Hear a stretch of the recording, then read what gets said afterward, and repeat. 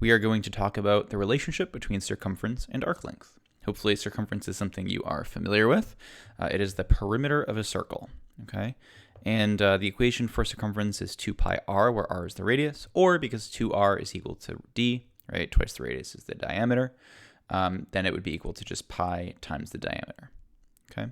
So the big theorem we're going to talk about today is that the length of an arc is equal to the circumference of the circle multiplied by the fractional part of the circle determined by the arc, okay? So let's say I have a circle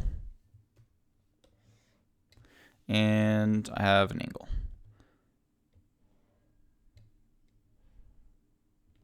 Okay.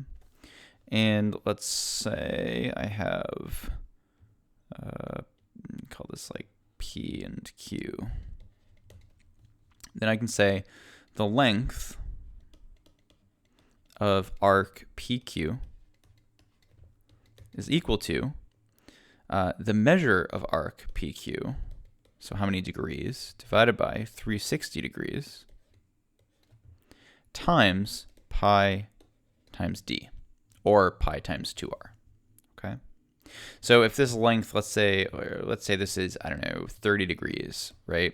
Then I could say that I know how long this is now. I know that this angle is, or this length is going to be 30 degrees over 360 degrees times pi and whatever my diameter is. So if this was 4, then it would be pi times 8, right? That's 4, and that would give me my answer. So a very nice, simple relationship. Should make sense too, right? If like however many degrees, whatever fraction of degrees you have out of 360, that fraction has to be the same in terms of length.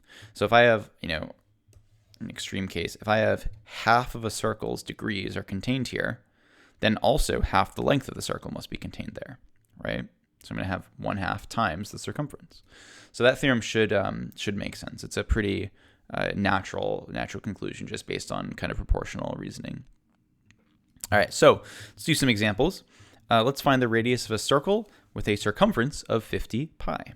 So I know that circumference is equal to 2 pi r. I know that my circumference is 50 pi. So I can solve this for r pretty easily.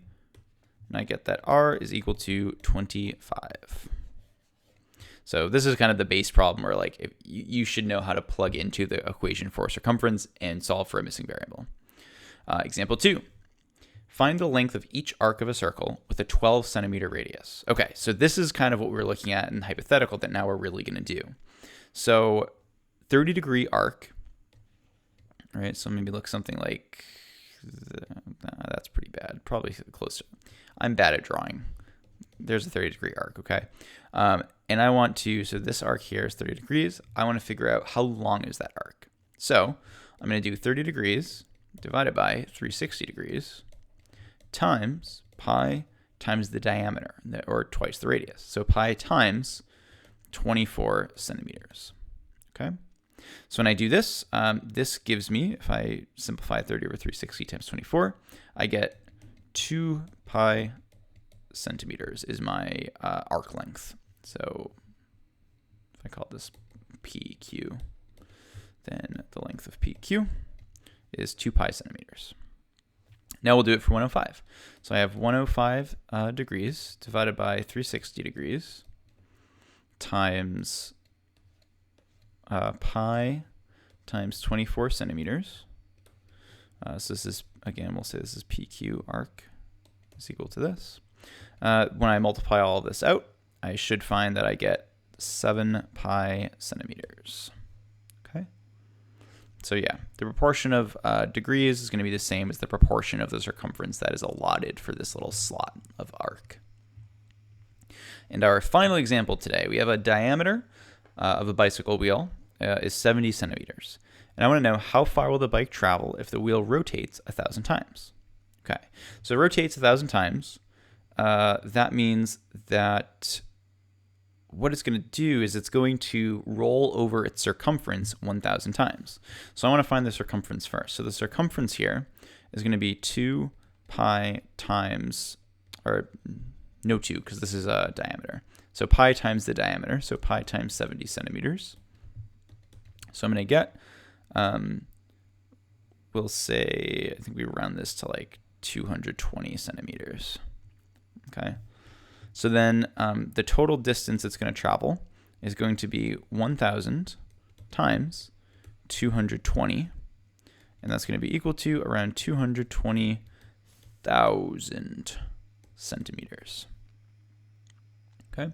How many revolutions will the wheel make if the bike travels 15 meters? So here's one thing to be careful of. This is in meters, but our answer is in centimeters. So we have to make sure we convert our answer to meters, or otherwise we're going to be sad.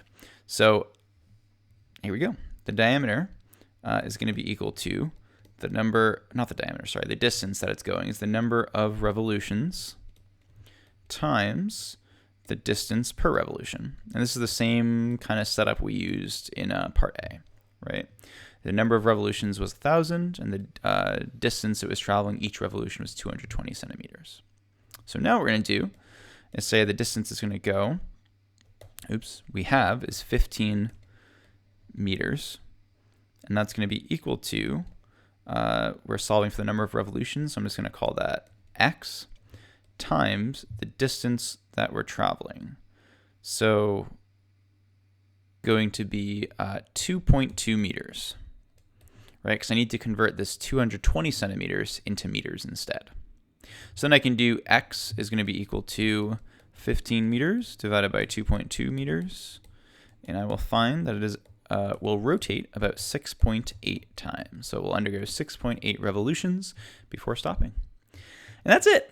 That's all we got for circles. You are now done with the circles unit. Congratulations. Yeah, so there's this nice relationship between circumference and arc length. They're proportional, and it will be useful in solving kind of the last set of problems that I can give you. Thanks for watching.